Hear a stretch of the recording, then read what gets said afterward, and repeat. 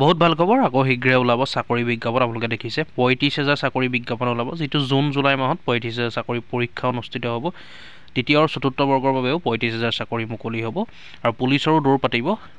পুলিচৰো দৌৰ হ'ব যিটো ৰানিং হয় হেতুও হ'ব জুন জুলাইত অনুষ্ঠিত হ'ব আৰু অতি শীঘ্ৰে তাৰ বিজ্ঞাপন প্ৰকাশ পাব তৃতীয় আৰু চতুৰ্থ বৰ্গৰ বাবেও ৩৫,০০০ চাকৰি মুকলি হ'ব আৰু তাৰো বিজ্ঞাপন অতি সোনকালে প্ৰকাশ পাব মই যিহেতু বন্ধুসকল কৈছিলোঁ আপোনালোকক নতুন বছৰতো চাকৰি ওলাব বুলি আগৰ প্ৰত্যেকটো ভিডিঅ'তে মই জনাই আহিছোঁ বন্ধুসকল আপোনালোকক আৰু বহুত ভাল খবৰ এইটো নতুন বছৰত আকৌ ৩৫,০০০ চাকৰি মুকলি হ'ব আৰু যিসকলে এতিয়ালৈকে কিছুমানে এপ্লাই কৰা নাই আপোনালোকে এপ্লাই কৰিব পাৰিব যিসকলে এপ্লাই কৰিবলৈ থাকি গৈছে আৰু ডকুমেণ্টছসমূহ আপোনালোকে ৰেডি কৰি থওক সাজু কৰি থওক ডকুমেণ্টছসমূহ কিছুমান ডকুমেণ্টছৰ কাৰণে বহুতে এপ্লাই কৰিব পৰা নাই আপোনালোকে শুনি লওক কথাটো কি ক'লে মুখ্যমন্ত্ৰী ডক্টৰ হিমন্ত বিশ্ব শৰ্মা ডাঙৰীয়াই